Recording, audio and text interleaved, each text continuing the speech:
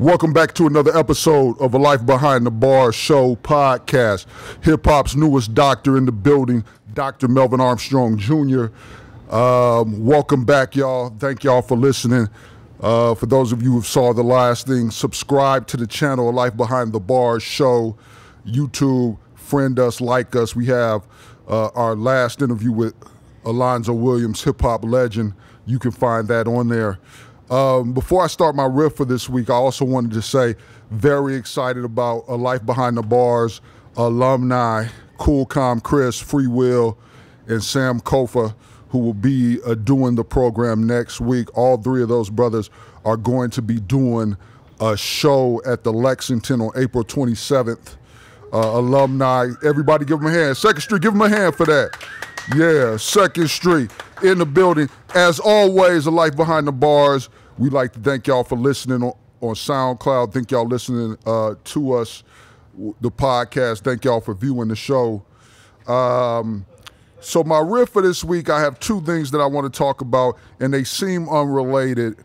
And even as I was writing it, I definitely think so. I want to talk a little bit about Chuck D's comments and cosplay. So my riff for this week is about Chuck D and cosplay. In the headlines this week, the luminary Chuck D went on record stating that he really didn't care for the banter that was going back and forth between Jay-Z and Puffy. They kind of had this like little social media friendly battle about who's richer and who occupies the #1 spot on the Forbes list. And I thought it was interesting because on Hip Hop DX and the other platforms, Chuck D said that he's not concerned about who has the most money in hip-hop. What he's concerned about artists using their platforms for community development, improving the lives of others. And as I thought about these words, I was reminded that they echo a sentiment about a debate that has been waged about the arts for nearly a century now. And what this debate has been going back and forth, it can be encapsulated by the thoughts of two luminary African-American intellectuals, philosophers, W.E.B. Du Bois and Alain Locke. The Du Boisian position in this dynamic is that, you know, Du Bois is famously known for talking about the arts being valuable for their political and propagandistic purposes. And so that in a Du Boisian position, the arts were supposed to be for the betterment, the uplift of the community, forwarding social justice ends. Now, Alain Locke, you may know or may not know, was the first black Rhodes Scholar, first black person to receive a PhD in philosophy from an Ivy League university. He was also the founder, the intellectual architect for the Harlem Renaissance, wrote the fantastic book, The New Negro, and was really about artistic development. And what Locke's position was contrary to Du Bois. What Locke's position was that art and the judgment of artistic critique should be based on the ability of an artist to perform the function of the art that they are. So in the hip hop context, what a Lockean critique might be is, should we judge a rapper not necessarily on their political content or what they're saying, but in their ability to actually rap. So a Lockean person or perspective might say that we judge a rapper on his agency, his ability to rap, right? A Du Boisian person might say then that we should judge a rapper, a MC, someone else on their political content, their social commentary. A lot of people who fall into like these false notions of the conscious hip hop folks might say that they're unwittingly, they would probably not know this, but they're very Du Boisian in their orientation. Locke would say that I judge a rapper on their ability to rap. So that is that. The other thing that I was thinking about this week, as you know, Dr. Armstrong is an avid reader, and I saw some people on the street dressed up, and I guess they were doing, because of the movie Black Panther, some cosplay stuff. This is a huge thing. And what I was struck by, and I've thought about, is there any connection between cosplay and hip hop culture? And on its surface, some might not think so, but I actually thought about it. And so I've been struck by cosplay lately, particularly black folks who participate in this type of performance and representation. And it occurs to me, though one might not initially see the connection between hip hop performance and performances like cosplay, I think there are strong connections that scholars and critiques of scholarship and other folks should engage in. One that I want to focus on here limitedly is that it's my belief that cosplay in many ways is about identity performance and identity construction. And I would contend that this is one of the primary tropes and concerns in hip hop culture and hip hop performance. That is one's identity construction and the construction and performances of that identity. So in this way, I would argue that in some very real sense, hip hop culture might be seen as a form of cosplay, insofar as that they're both very much concerned with the construction of identity and the extension and the performance of that identity. With that, that's my riff for the week. Thank you very much. Very excited here. This week we have a very intelligent brother who I'm very excited to have here on the Life Behind the Bars. Welcome to the stage, 2nd Street, DJ B-Eazy. Welcome, let's welcome him. Let's welcome the brother. Thank you. DJ B-Eazy, man, welcome to Life Behind the Bars, baby. Thank you, I appreciate it. I appreciate you for coming through, man. I've been a big fan. We've all, myself, John, Joe, have been big fans of what you're doing, and we're going to definitely get into that. We'll chop some things up. Yes, but sir. as we always do down here at 2nd Street Cigar Lounge, DTLA's best cigar lounge, Los Angeles' best cigar lounge, Southern California's best cigar lounge, California's best cigar lounge, the West Coast best cigar lounge, dare I say the best cigar lounge in all of the United States. I might even go as far to say, even on the planet Centauri 3, they talking about 2nd Street Cigar Lounge. So we welcome you here. For those of you who don't know, 2nd Street Cigar Lounge, right downtown LA, 124 West 2nd Street. Y'all was worried. Y'all was worried. I had it, y'all. It's an inside joke. Don't worry about it. All right, so B-Eazy. Yes, sir. Let's do as we always do here. I want to present you with a cigar, my man. This is one of the house blends here, 2nd Street's own. This is the Cognac Chubby. It's a great cigar. It's a combination. It's like milk and cookies. Okay. It's a cigar that not only will you enjoy the catharsis caused by the smoke, so much cognac on this thing, man, you might get a buzz. You know what I'm saying? So, I need that. I need yeah, a little you need that in your life. You need that in your life. Nothing wrong with that. You know, it's like milk and cookies. So that's for you, my brother. Thank you. You know, I, Dr. Armstrong, I'm smoking this Le Bijou, or as we call it, the bougie in the hood. Right now, I'm out of. Thank you, brothers. Thank y'all. Thank y'all. So B-Eazy, let's get into it, man. Let's do it. You from Compton, my brother. Yes, sir. And so we got to talk to it a little bit. My last guest was a Compton OG, hip-hop OG, West Coast hip-hop grandfather, Alonzo Williams. So talk to me a little bit about what being from Compton means. What was your experience like? How you heard about Alonzo? And just talk to me about being from Compton, man. We have so many folks that come down from the shop. One of the owners, Greg, is a Compton native, Compton representative. But y'all love y'all city, man. Talk to me about the CPT and what it means to you. Compton to me, growing up, you don't really, as a kid, you don't really know what you're in. You just know that you're there. Okay. And as a kid growing up, the most significant thing for me, I can remember being a kid from Compton, was Eazy-E. Okay. Eazy-E was very impactful to my city, to me as a youth.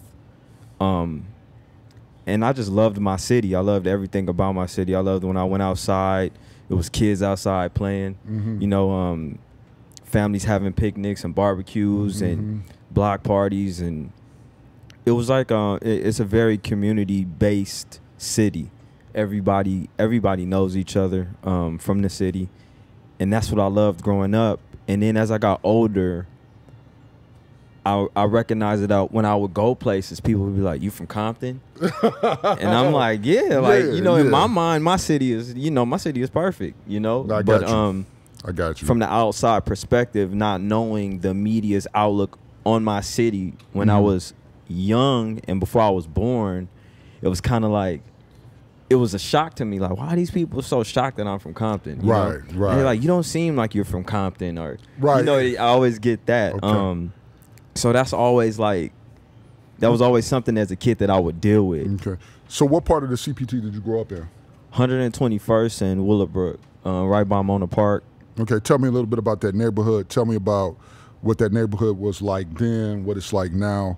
How did that shape you?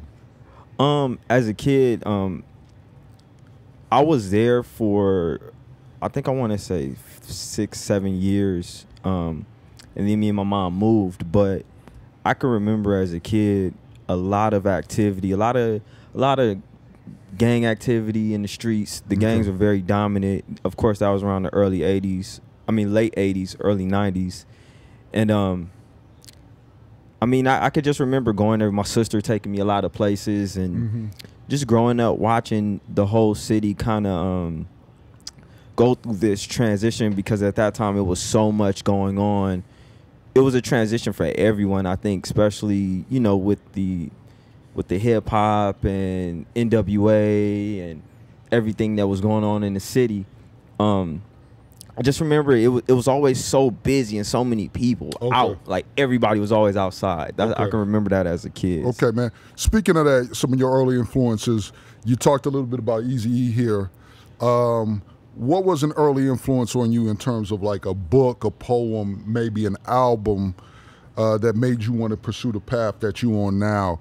Like, what was like something that you talked about Eazy, but tell me a little bit more. Was there like a book? Was there an album, a poem or something that early on really caused you, in hindsight, looking back at it, was like that was pivotal?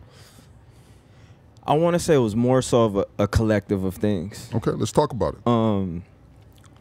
My mother and father separated when I was around 4 or 5 years old. Okay. So I was with my mother during the week and my father on the weekdays. Okay. So when I was with my mother, she would play, we have a station out here called 94.7 The Wave. Okay.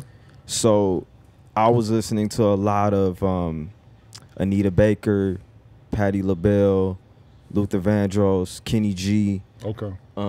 People of that nature. So Smokey Robinson. And then when I was with my dad, I'm listening to the Temptations, the Delphonics, all of the groups from, you know, that era, Motown, Michael Jackson. And then when I would go to my room, I was listening to Bone Thugs, Eazy, Tupac, a lot of hardcore rap. And the passion I had as a kid listening to all that music, DJ Quick too, it combined into just a love for it in general. It was my getaway. Okay. It was my peace from what was going on, what I was seeing in the streets and what I was dealing with at home or, you know, in my neighborhood.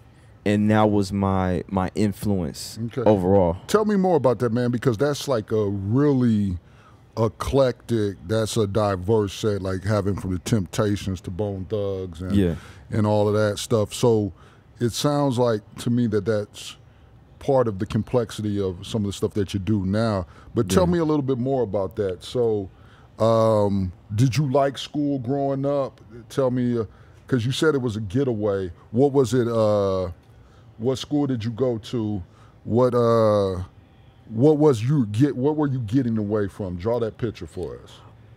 Mentally, I was trying to get away from, I guess, the reality of what was going on, because it was so much as far as it's a lot of good stuff that goes on, but there's a lot of bad stuff that goes on with the gangs and shootings and the violence. And then I was also going through a time where I wanted to be around my father. Okay. You know, so it was kind of like my mom was taking care of me and she was providing for us as a family. But as a man, as a young man, as a kid, I was like, man, you know, it was kind of like that kind of battle between loving my mom and loving my dad and wanting my dad there with me. Okay. You know, to go and do the things that I was seeing my friends do with their father. Right. So I would face that, and then I would face like just going outside and getting banged on and just different things in the hood that would kind of be like, man, like I don't want to deal with that. I just want to listen to music. And so to answer your question about school, I went to various different schools in Compton. I went to Tibby Elementary. I left there and went to Figueroa Elementary. After that, I went to a school called Henry Clay. Okay. I got bused to another school, Overwright, which is in Westchester. I didn't like it there. It was a magnet school. Wasn't for me. And then I ended up coming back to the hood and going to a school called Gompers, where I graduated. And then I ended up at Gardena High School for 4 years. Okay. So talk to me a little bit about that, man. You have said earlier, talk to me about the legacy of being from Compton. What pressure, because you talked about that, like sometimes you feeling like, you know, and I think where I'm from, or I think anytime when you grow up, like I grew up in the projects or whatever, and, you know, the projects I grew up in is called Sunnyside. And, you know, when people would be like, oh, you from Sunnyside, you know, like it carries a particular weight, or it does, answering for questions and stuff that, you know, people have, or the stereotypes that they have about what someone from where you're from is. Right. So talk to me more about some of like the blessings and the curses that you felt coming up, being involved in the music like you are, of being from Compton. The blessing coming from Compton was seeing the people before me that had made it. Okay. Which were my influences. One of my biggest influences as a young kid was my uncle Mixmaster Spade. Okay. Who was part of he was like the first rapper, like one of the first gangster rappers rapping about drugs and rapping about, you know, not necessarily the street lifestyle. Right. Ice-T was, you know, it goes back and back and back, but he was one of the first from Compton and on the West Coast to do that. He influenced me a lot, and I ended up living with him. And Eazy-E, The Game, Venus and Serena Williams. Right. You got people like Anthony Anderson. It's so many. DuVernay. It's so many people that I seen before me growing up, and like I said before, Eazy was our Obama before we had Obama. No, he was our black president. Well, no, I got you. So talk to me a little bit about that, man, because I've heard people like, you know, Future and other folks. Like one of the things I remember reading a Rolling Stone interview with Future, and one of the things that he said that was impactful, I thought it was really impactful, is he talked about, like, because Rico Wade from Organized Noise is his first cousin. Right. And he said that, you know, for him, the fact that he had somebody in his family or where he's from or that was in his immediate thing that was doing the thing that he wanted to do, it unconsciously did some like work that he knew it was a possibility of that he could do this in a way that it might not have been before. So it sounds like your uncle was that for you. Tell me a little bit more about like because like a lot of folks, like you just talked about, so many people from Compton made it out as doing these things. I really want to go back to your headspace. How did that work for you in terms of seeing this as a real possibility? As a kid, I think, and as people in general, I think we're influenced by what we see. And if we see somebody coming from the same place that we come from, doing something that we want to do, it makes us believe in our heart and in our mind that we can do it. especially when you admire and love that person. Right. Right. So growing up, looking at my uncle, and also my first cousin on my father's side is DJ Yella from NWA. Right. So he was the first celebrity I knew as a kid. Right. Right. But I didn't know the impact that NWA had as a kid until I got older, of course, you know. So, but because that's just your uncle, that's just your cousin. That's my cousin. But I knew that he was a star because I seen how people treated him at the family reunion. Right. It was just like everybody's like, here he comes, you know, here comes Yella. And I just remember I had a conversation with him. This was early, like 94, I think. And I asked him, I was like, hey, I want to meet Eazy. And he said, all right. I'll introduce you to him when he come back. So I was like so excited. And I remember I was playing outside and I came in and my mom told me, she said, your boy is sick. And I was like, who are you talking about? She said, Eazy. I'm like, what do you mean he's sick? She said he has AIDS. So, of course, this is 94. Right. I don't know what AIDS is. So my mother used to be a nurse, so she was explaining to me the significance of it. I just knew you could die from it. Right. And him passing was like, I think he stayed alive for a while. I think I want to say like a week or so, or it just hit him and he was gone. And that impact was like tremendous, not only to me, but I remember going to school the next day seeing everybody sad. Right. From teachers to kids. I mean, everybody was sad because he was such a monumental person to the community because he put us on the map. Right. Yeah. When in the hip hop scene. Yeah. You know, and to the world for the most part. So, man, that's a powerful story, fam. Thank you for sharing that. How did you get involved into, you talked about some of your musical love, some of the influences and stuff, but like, for those of you that don't know, I wanted to say some of your credentials. You're involved with the LA Leakers, Shade 45, Power. Yeah. But let's take it back even before that. We'll jump back and forth. Okay. What was your first music job? How did you start DJing? Talk to me about that. I started DJing Mixmaster Spade with, I would go to his shop. He had a record store, him and Toddy T. That's one of his partners, another Compton rapper, one of the first to do it. And I would go to their store and just play records. You know, I thought I knew what I was doing, but I really didn't know what I was doing. They allowed me to have that outlet to leave the hood. Right. I would catch the train. What was the store at? It was in downtown Compton. Okay. Downtown Compton. And I would catch the train to downtown Compton. Whatever free time I had, I would be there. And I would either catch the train back or my uncle would take me back home. And one day he took me with him to a bachelorette party, a bachelor and a bachelorette party. They had one in Long Beach. Okay. And he threw me on the turntables. Okay. As a kid. And that was your first time? First time on the turntables at a party. How did you do? In my eyes, I did good. Okay. The party kept going, so I couldn't have been doing too bad. I knew the records to play. Okay, you knew the records to play. I knew the records to play, so I continued to just do what I thought was right and what I felt the crowd wanted to hear, and they were very receptive of it, and I kept the party going. But that was one of the most memorable times that me and him had. You know, I was the first time I saw strippers. I was like, I was happy. I was like, man, this is amazing. How old were you then?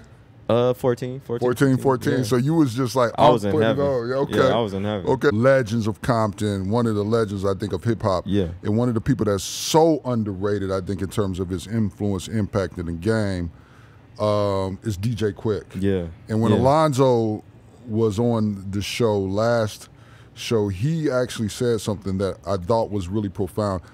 He said that, you know, he thinks that Quick music is actually, and it sounds like a backhanded compliment, is almost too good for hip hop. What was DJ Quick's influence on you? I knew that every time I heard DJ Quick's music, I was going. It was like it's a rhythm. He knows how to make people dance. He has that. It's something in him that he just knows how to make music. He knows how to make good music. And it's funny that you asked me that because as of recent, I've been around Quick for the last past 2 months. What's that like, man? Kind of like getting to know, spending that time with a legend. Amazing, because him and Eazy. So after Eazy passed, I was just like, who else do I got? You know, and I just started. Quick was always right there, you know, and I listened to a lot of Quick, man. So growing up, idolizing and listening to someone, and then being able to be around him, and you know, he cooks and we're eating, you know, hanging out and drinking and making music, and I'm watching him create. It's like being in a room with Superman, and you just watching Superman on the day-to-day, like, be himself. Right. But you know it's Superman. Right, you know, but you know, like, you know that's Quick. You know who it is, and he's one of the most. I want to say he's the smartest person I've ever met in music. Okay. He's very smart. Okay. I seen him do so much musically, and it's amazing. And it's kind of, sometimes it's hard for me to comprehend that I'm sitting here watching this man, because I'm like, yo, you grew up watching him. Yeah, nah, I got you. Grew up watching him, so I definitely got a lot of love for him, and I appreciate the fact that I can do that and sit there and be a student of the game. That's profound, man. Talk to me about, like, think about you. You're a DJ. You're a producer. Yeah. You talked about, you know, your uncle putting you in the game, your first experience being 14 and seeing what that's like.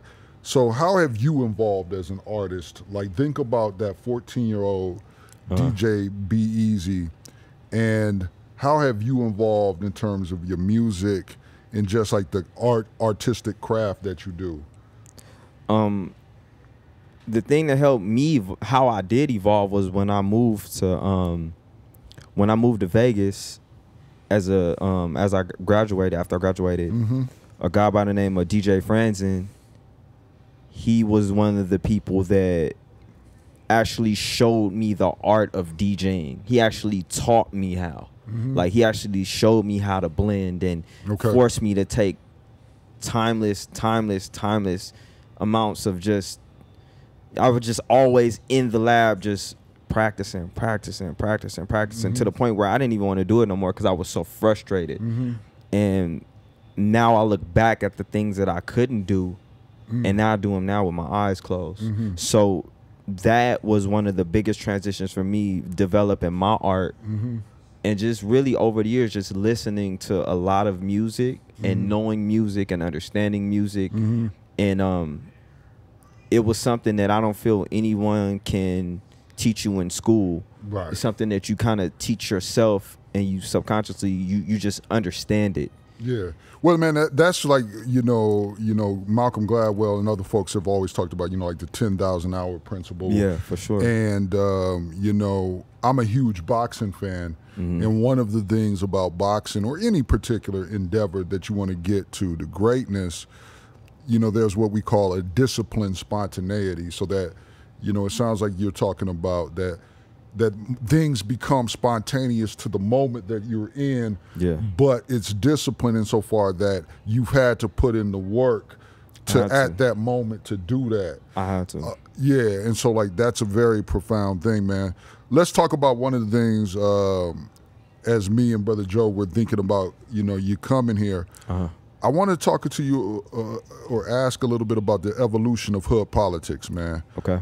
In what ways have you kind of had to navigate the hood politics of Compton to be where you're at today? How have you been able to navigate that? So many people that I hear stories from Compton or from South Central, from other parts of LA, from back home in Illinois, from New York, wherever you're from, I feel like you have this place where you could have left, but you choose to go straight or go right. Stay out of that. Talk to me about, like, the development of the hood politics in Compton that you had to kind of navigate. Well, like I said, the early part of my life, I was in Compton, and then it was kind of like a back and forth situation. Okay. So I was in Compton, then I was in South Central, then I was back in Compton, then I'm in Hawthorne, then I'm back in South Central, then I'm in Compton. So growing up in those areas, you start seeing the trend of what to do and what not to do. Okay. What do you mean? Just as simple as wearing different colors, Right. or being on this block, or hanging out here, or you just learn it. It becomes normal to you. Right. You know what to wear. You know what to say. You know where to be at. You know what time to be in the house. You know everything. Tell a little bit about, like, I know in the times I've met you in the past, you seem to wear a lot of just all black. You all blacked out. What's the development of that? Is that part of that? I think the wearing all black, or even, you know, blue jeans and a white shirt, it was something that was neutral for me, because I was going from a Crip neighborhood to a Blood neighborhood to a Mexican populated neighborhood, and you have to be able to be a chameleon in those areas in order to live a day-to-day life without being bothered. Okay. So I understood that as a kid, so I just never subjected myself really to any certain color. I just knew that if I stay wearing this, nobody would question me. Okay, I'm good, and I can handle my business. I'm always in this. Okay. I'm here, you know, I'm good. So, I mean, that was one of the things you learn, just to, it becomes normal to you, but it becomes odd to somebody that's not from it, because they're looking like, well, why don't you wear this color, or why don't you go here, or, you know, you learn it quick because you have to, because other than that, it could be the cause of your life. Now, you talked about, like, going between these different hoods, having to navigate these worlds. Was the music different in the particular hoods that you were going through? Tell me a little bit about that. No, I wouldn't say the music was different. I just remember at that time, it was like a lot of death row throughout the streets. Right. It was a lot of West Side Connection throughout the streets. Okay. There was really not. It was some Biggie. Like we played Biggie, but I just remember growing up in the conscious hip hop era, and then once that faded, then it kind of started the gangster rap with Death Row, and then it was kind of like late 90s, early 2000s. It kind of spread out. Once Pac and Biggie died, it kind of like wherever I was at, it was mainly just the Dog Pound, Death Row, NWA, and West Side Connection, and whoever was in that mix of people, and DJ Quick. Okay, I want to ask you about NWA and their effects on you. You talked about Eazy, and all that stuff, but let's continue on this. I'll get back to that question and ask you about NWA's effects on you. But I want to Terry hear a little bit more about, like, kind of the hood politics and all that stuff. Another famous dude that represents Compton all day, every day is the actor Anthony Anderson. And one of the things, I saw him in an interview one time, and I thought it was profound.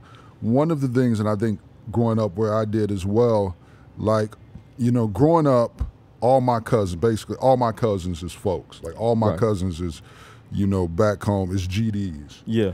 And one of the things, but because I was always on honor roll and in sports and all that different stuff, I always felt like, and later my cousins would tell me, because, like, one of my really good friends growing up, his big brother and my cousins was always into it. He was a Blackstone.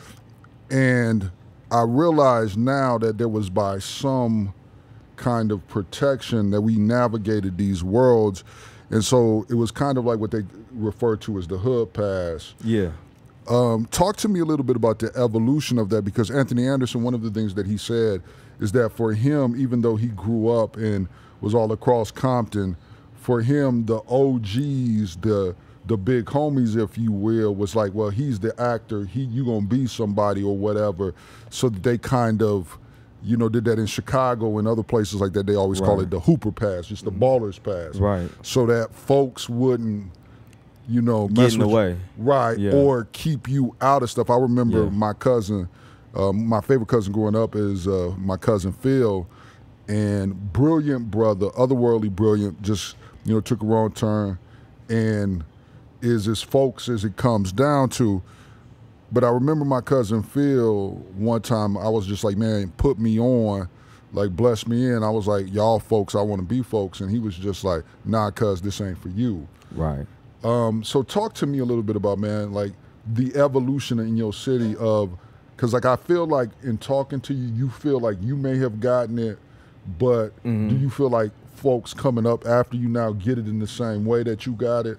Talk to me about that. When I was younger, being around the gang members, the drug dealers, the prostitution, the drug addicts, one thing, like you said, they noticed, and by the grace of God, they noticed that wasn't for me. I wasn't that type of person. But how did they notice it, though? Talk to me I about guess because of my character, because of how I carried myself. I never pretended to be a tough guy. I never walked around trying to fight people. I was just me.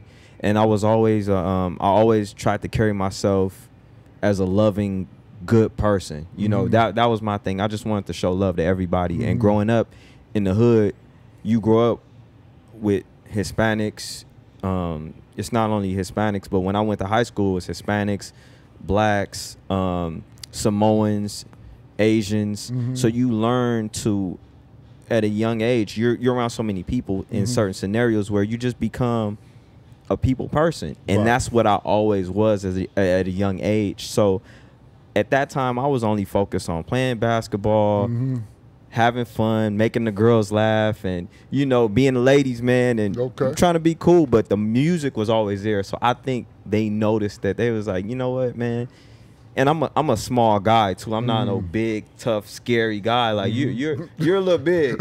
So I don't know how tall are you? 6'5". 6'5". You probably would have had problems. And a half. Yeah, you probably would have had problems. You got to give me that half an inch because, you know, as the ladies tell, the ladies might tell you a half of an inch is important. Yeah. I'm sorry, I had a moment, man. That's my evil genius laugh. You got to excuse me for that. Oh, it's all good. Yeah, you know what I'm saying. You know. Yeah, you 6'5" and a half. So. Yeah, it I'm might not be even, different. I got yeah, so for me, they never seen me as a threat. You know what I'm saying? I was always a small kid, and they were just like, man, he ain't, you know, he not with that. But I remember a certain scenario where my friend's uncle came to me, and I remember he handed me some money, and he said, he was a drug dealer, and he said, look, man, I'm gonna give you this money, but I don't want you doing what we do. I want you doing what I do. And he took me, he's like, go get you some shoes or something for school and, you know, do something good, do something cool with your money, but don't be out here selling drugs and doing what we do. And the gang members would tell me that also. Okay, so like it's like something that they saw in you. They saw it. I just never carried myself in that manner. I just respected everybody for what they did, and I didn't try to step on nobody's toes, and I let them be them and I was me. And by the grace of God, they let me be me, and that was one of the blessings that I had growing up as a kid, to just be me and stay out of the way. Man, thanks for sharing that. That's profound. So let's talk about it, man. NWA's effect. You talked about Eazy just being like, and still is, like up here for you. Yeah. What was NWA's impact on you, not just like in terms of the music, but just like what was that impact like from you? Like being that, like for me, I think, you know, a list of, if you go down a list of like like the ultimate rap groups in hip hop culture for me, like when people often ask me, they're like, Dr. Armstrong, who do you think are like the greatest rap groups? For me, I think that conversation always for me has to go through these three people, either Public Enemy, Outkast, and NWA. And I'm usually inclined to say that NWA should start that conversation. So what's that, being that you're from where they're from, like talk to me about NWA's impact on you. The impact it had on me was almost kind of like watching Eazy being the somewhat of, he was the leader, and him being a small guy too. I mean, we're the same size. We were the same size. Right. Yeah. So I always looked up to him as like, yo, he's a small guy, but he doesn't fear anything. Yeah, he's the boss. He was fearless, and that's the kind of the mentality that I had towards myself. So watching him, and then watching my cousin Yella, And by the time I was really old enough to really understand what was going on, they had already broke up. Right. So I would have to listen to music and watching Ren do his thing, and Cube, which was one of the best rappers of all time. They were like the Lakers to me before I really understood sports. Okay, I got you. You know, they were like, that's home team. That's who I'm gonna ride with. Right, right. And one of them is my cousin, so it's just like, why not? You know, I'm gonna ride with them by default anyway. Okay, man, definitely. First experience with cigars, man. So like, we're here at a lounge, and one of the things I love about cigar culture is that it invites moments like this conversation. We could all be somewhere else, but the social aspect, us coming here as brothers and sisters and just vibing, connecting. What was your first experience with cigars? And talk to me a little bit more too also about what do you think hip hop culture's like kind of fascination with cigars is, as it's almost like the representation of like the boss life? My first experience with cigars as an adult, I mean, as a kid, my grandfather would smoke cigars. And he passed away when I was younger. But I would always see him with the cigar. I can remember that as a kid. And then as I got older, I never really got into him as much. And then I met one of my friends, Big John. He's also a regular member here at the Cigar Lounge. Not a question. Big John, what's up with you, baby? What's up, Big John? And he was the one that's like, man, come to the lounge. I'm like, man, I don't really do cigars like that. He's like, man, you just got to find the right one. And I didn't even really understand that there was like all variant. I just thought a cigar was a cigar. I just knew. I was like the average person. I just knew Cuban cigars. That's only because that's what you hear about, you know, mainly. So I was just like, eh. But when I came to Second Street, it was bigger than the cigar here, shall I say, as far as the people here. It was more like a family. So the cigar was a bonus, and it was kind of like they helped me find at Second Street. They helped me find like the right cigar for me. And after that, it was just like, all right, I'll come through and have a cigar and hang out. And then it became a great social, like you said, a social place and a social gathering to where people just, you know, it makes the conversation go by really good. And for sure. I think the impact that it had on the hip hop community, I think it evolves from the Italians. Okay. The Italian movies and the mobsters and everybody. I can remember one of the first people in hip hop I seen with the cigar was Suge. Right, I know, right? And Suge make the cigar. I feel like Suge now with this big stogie right here. Yeah, no, but that's what I'm saying. Like literally. Yeah. So and because I'm a big dude, man. Like, you know, even when I, you know, speaking of like is the impact, I remember just, you know, growing up and like seeing the cover of that Source, you know, with Suge on the Rolls Royces with the cigar. big stogie, and that's how he really rolled. Yeah, that was and a lot of people seen that, and then it gave it that boss aura, right? Because he was running hip hop at that time, man, with the biggest, highest selling record label in the world. Yeah. So I think everybody kind of used that as like a branding method for themselves as a boss. Yeah, for sure. In that boss life, man. So talk to me, man, about you. Is one of the hardest working brothers I know, man. Talk to me about the multiple hustles. What's a day in the life of B-Eazy the DJ like? Give us some sense. You want to tell folks what you're into, man, what you're doing? Yeah, it varies, man. It's day to day. I know for a fact that I'm gonna be in somebody's studio at any given time for any amount of time, for sure.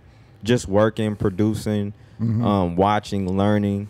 I have to every week I'm on satellite radio every Sunday on Shade 45. Okay. So I have to record for that, and then I have to go to the radio station and work there some days, and then I may be in the studio with Mike and Keys. They're super producers out here.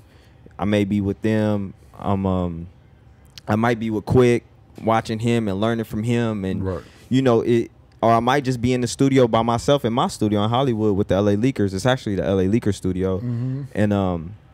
And that's where I'm always there. So how did that partnership develop with the Leakers, man? It's developed, man, I want to say around 2008, 2009. I met Just Incredible and through another friend, and we just clicked, man. And this is right around the time they started the LA Leakers. Okay. And I was just always around, and with my talent and my ear for music, I was just always there to help and learn. Okay. And I just put in those hours, but it was deeper than the music. Right. It was deeper than, because Justin wasn't even DJing at that point. Right. So we were just, you know, it was just friends that shared the similar passion in music. Okay. And it grew from that over the years. And they asked me, I want to say about 6 years ago, did I want to DJ on their show on Shade 45 as a guest DJ? And I'm like, hell yeah. Because Eminem is like one of my favorite rappers, and that's his station. Right. So to have that honor, to be able to do that with them, it was just like, it was a dream come true for me. So okay. I've been on there consecutively for that long, and also been working at Power 106. So it kind of built, I was going to Power every day at that time. So I was building a relationship with everybody there at Power. Right. And then I was also building a relationship with what is now one of my best friends, Just Incredible, and my homeboy Sour Milk. Okay. So, man, let me get up into this, man. We always ask this, and we're going to switch it up. You're a DJ and a producer. Yes. Top 5 producers for you, and why? Top 5 producers. Yeah, or just like, in no particular order, but just like the people that have influenced you, or just like people whose work you admire in terms of the production. DJ Quick, for sure. Why? Just because of his knowledge and the way he's able to just, his drums and all his sound is just, it's amazing. I feel like he's very, very underrated. Yeah, Quick is underrated. Quick is underrated. His ear and his passion for the music to make good music, I don't think that'll ever die. Okay. And I'm speaking from my point of view. I know other people may have a different outlook on what their favorite producers are. No, but I asked you. Yeah, you know yeah. So but, you know, people get, so you forgot this person, you forgot that person. But I'm saying in people that make the impact on my life. On you, yeah. Timberland. Okay, why? Because I remember hearing 1 in a Million as a kid, and I was just so obsessed with how he did the drums on that, and his sound, and it was just crazy. Like that whole era that he had with Genuine and Aaliyah and Magoo and Missy, that was some of the best music at that time for me growing up as a kid. How many more I got? I did 2, 3. I want to say JD. Okay. JD, very underrated. Songwriter and producer. That's right. Yeah. He had a big impact on my life as far as the music from the Brad, Criss Cross, Bow Wow, Mariah Carey, all just great artists, you know. Okay. I remember that So Def era too. Who else? I'm gonna give you somebody else. It's hard to narrow it down. It's hard. 2 more. I gotta say Swiss Beats. Okay. Because I was listening to so much DMX as a kid too, which was another crazy. Swiss Beats, the monster. Swiss Beats. And Dr. Dre. Okay. I can't leave without saying Dr. Dre. He was one of the biggest influences as a producer. Okay. And that's it's in no particular order. Right. But those are the people that helped me throughout my life listening to music and influenced me. So in terms of similar question. Okay. Mount Rushmore of your 5 most influential, and so it's not in the order, but like MCs, people that influenced you. Number 1, I'm gonna always say Tupac. Okay, why? And he wasn't. I try to break it down for people, the difference between the MC and the rapper and everything else like that. Tupac was a poet. Right. He wasn't necessarily an MC. Biggie was an MC. Right. Pac was a poet that could rap. So for me, Pac was the biggest influence of my life growing up.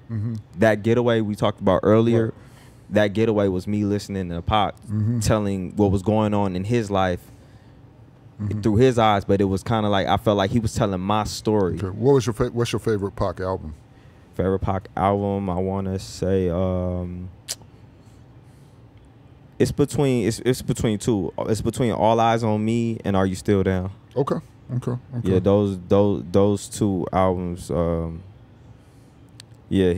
Pac was amazing, man. It's nothing I can say that ain't already been said about Tupac. So right. Well, no, man. It's just important, and I think that's why we do this to give people insights about ourselves and who influenced you. So you got 4 more. Who else?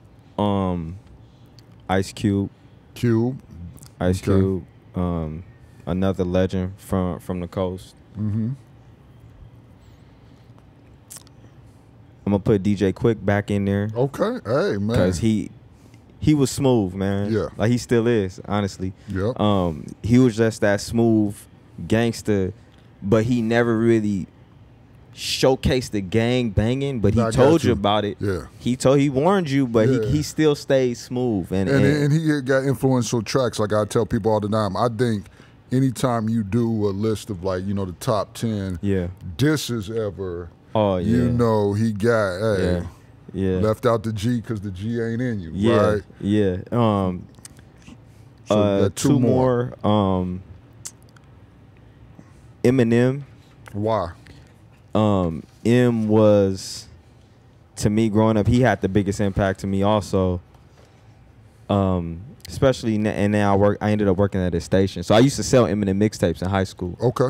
So what is that like now? Because you talk about that, man. Tell us so the audience can get a feel. Like, what is that feeling like when you, like you said, you had this conversation, like like you were influenced by NWA, but it was in a personal level because NWA is in your family, right? What is it like growing up selling Eminem mixtapes to now you on Shade 45? I think I can kind of add it up to the law of attraction. Okay, talk to me about that. I subconsciously was selling the mixtapes, but I was also putting it in the atmosphere. It was like a connection that I was making unknowingly, and I just knew. I didn't even know Eminem was white when I first heard him. I didn't care. Right. I just knew that this dude could rap, and he was amazing. I had never heard nobody rap like that. So for me, that was like a big impact. And then I would go to school and just sell mixtapes, and make money. And fast forward to now, when I look back at it, it's surreal to be able to say that I DJ on that channel, and he owns that channel. It's crazy. So, Eminem is definitely like one of my top MCs. Sounds like you've been influenced by the book, like that. The Alchemist talks about that. Like, when you desire something bad enough, like the world, the universe, God will conspire to give it to you. Right. So it definitely sounds like that, man. You got 1 more. The last spot, I definitely gotta say Drake. Okay, why? Just because of the versatility, he's untouchable as far as him being able to create music. He's more than just a rapper. Right. He's actually a pop star. No, he's a superstar. He's a megastar. There's not many rappers that can do what he has done the way he has done it. Being able to rap, being able to sing. He can go to any genre of music and create and make a hit.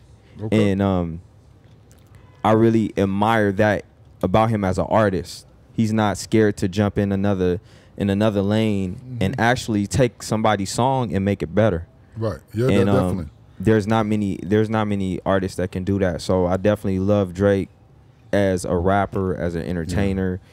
And he's definitely one of the best in my opinion. Well, I mean, and even if you think about it now, like the biggest rap group undoubtedly in this modern epoch is the Migos, right? Yeah. And to think about like that, he basically, because he loved Versace, jumped on the remix. And you think you fast forward 5-6 years later, Man. which is still like if you When his he got verse on that when he is got on beastie. Versace, Yeah. that when I heard that, I was like, it's over. Yeah. Like that was that was one of the first songs where he showcased. Yeah. Like I'm gonna hop on the song. Right. I'm gonna do what you do. Yeah. I'm gonna emulate what you do, and I'm gonna shine. And he did that. And the song had already been out. Right. Yeah. Yeah, the song had already been out, and he got on it, and after that, man, like it actually helped spark both of their careers. That's right. That's right. So shout out to Migos too. Yeah, definitely. Man, one of the things that I admire about you, fam, is like I've looked on a lot of your social media and at the times we've just met in passing, you really carry yourself well. You a stand-up dude. Thank you. I really admire that about you. And one of the things that I noticed on your social media, man, you are a person, and there's one picture that I'm thinking about in particular, but you're a person, and you talked a little bit about how you grew up, that's unabashed of showing like they're more sensitive, their love and their caring side, which is something that I admire because I try to do that in my own life. Yeah. Can you talk to me a little bit about that part of you, because like you're in an industry and that we know sometimes in the culture, hip-hop culture is one where sometimes people's fear of being labeled a soft or sensitive or whatever is something that we run from, but you don't run from that. Talk to me about like why that is and like where that comes from. The soft side of me per se comes from me really being a fan of the R&B music also. Okay. So the R&B music taught me how to be smooth and taught me how to talk to ladies and taught me how to really show love, because back then the music was a little different. Right. So I was listening to Jodeci. So they're actually confessing their love and being up front saying, I miss you, I love you, come back. I'm listening to Case and R. Kelly and whoever else that was out at that time, Genuine, Aaliyah, everybody was like, Sade. They're making music that is really, they're open about who they are. They open about their passion and their love. And that's one of the reasons I like Drake, because he's open about who he is. And if he feels a way, he doesn't let his emotions block him from being who he is. Right. No, I got you. And so that's one of the things, the music growing up in the 90s is what really helped me become that person that's not afraid to say, I love you, or not afraid to have that conversation with the lady to express my feelings. Right.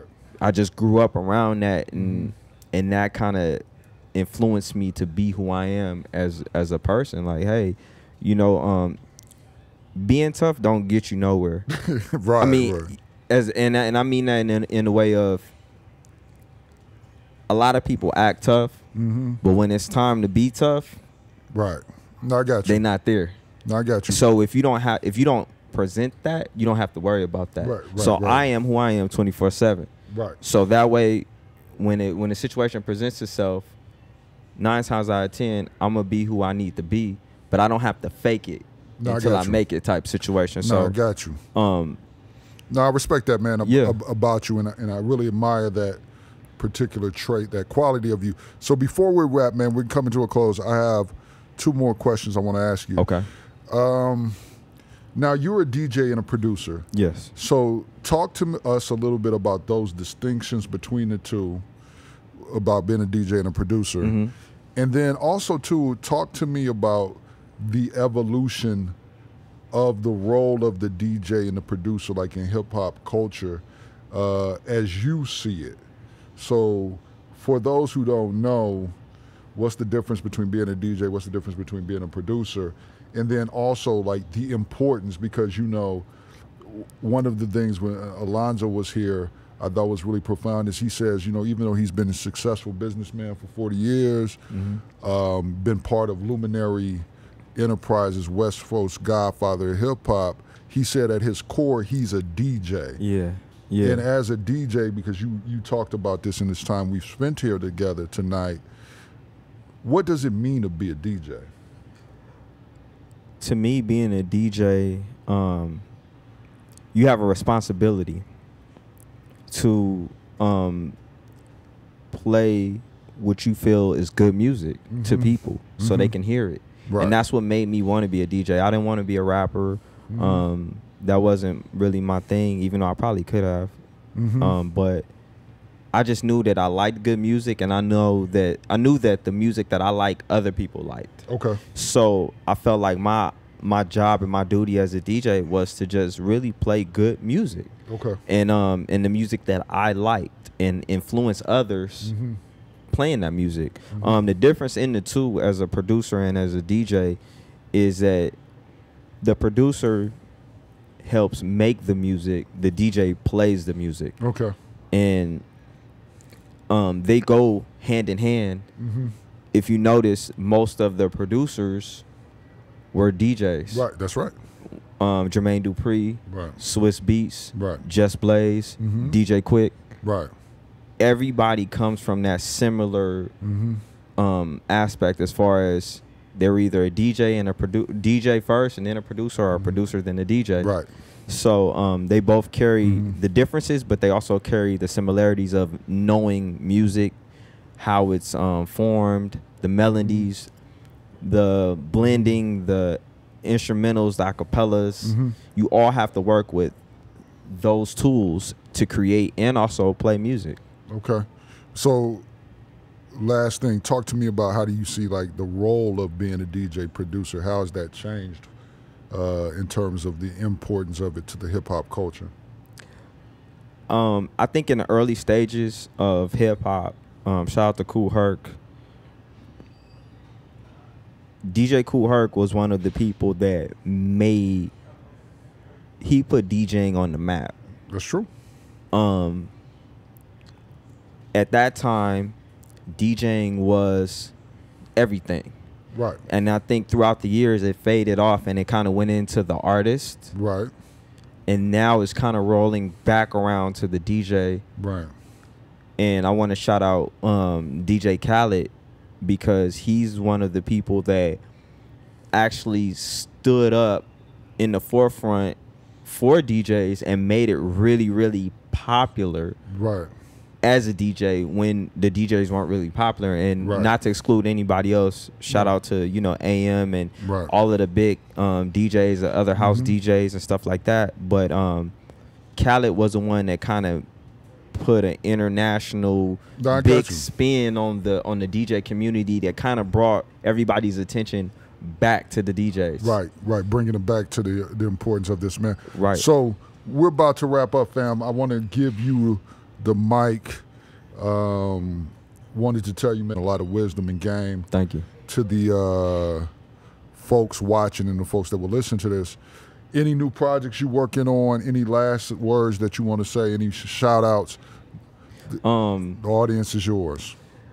Working on a few projects with a few different people. I don't really want to spoil anything. Okay. I don't really want to talk about it. I want to just show it. Okay. And no doubt. showcase Respect it. that. So, respect that. I'm just really staying busy and constantly learning. I'm still a student of the game.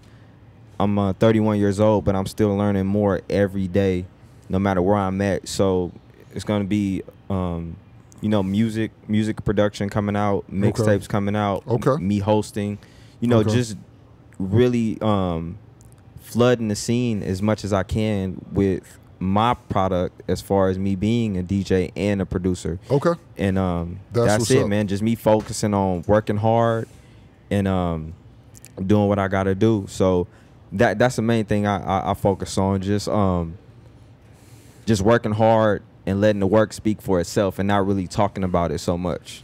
Okay. So talk to us about like some of your social, the social media stuff and you can follow me at B-Eazy the DJ on Twitter, Instagram, Facebook, and my website is B-Eazy the DJ, and that's BEAZY the DJ on everything. So anytime you want to look for me, just type that in on any social media and you can find me. I want you to tell the audience, the listeners and the viewers at home, that Z or B-Eazy, what's the origin of that? There's a fantastic story there that I want you to share. In high school, I had a friend, and I still have a friend. One of my good friends, his name is Terrence, and he always called me B-Eazy, and I call him T-Eazy. So growing up, I knew that I wanted to have a DJ name, and I was like, as a kid, my first, a lot of people don't know this, but my first DJ name was DJ Ant. Because I'm small, so I thought that was going to be like something cool. It really wasn't.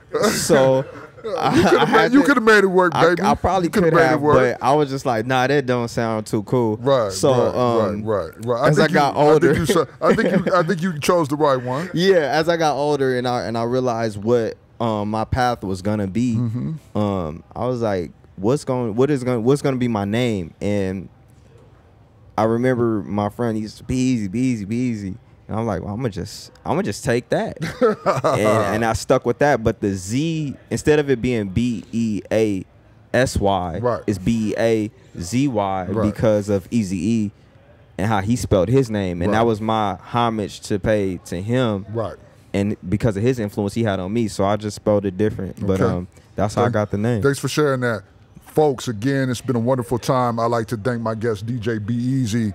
Thank all of y'all who had listened out there in Cyberland, all of the viewers. Remember, hit that subscribe button. Hit that subscribe button. A lot of people out there, y'all been telling me y'all love the show, y'all love the interviews, y'all love the format and all that stuff. So hit that subscribe button. It's that red button at the thing on the YouTube. You need to hit that. Thank y'all again for coming out again. Dr. Melvin Armstrong Jr., hip-hop's newest doctor. You've been watching and listening to A Life Behind the Bars podcast and TV show. Thank you very much. God bless. And we'll see y'all next week. Yeah.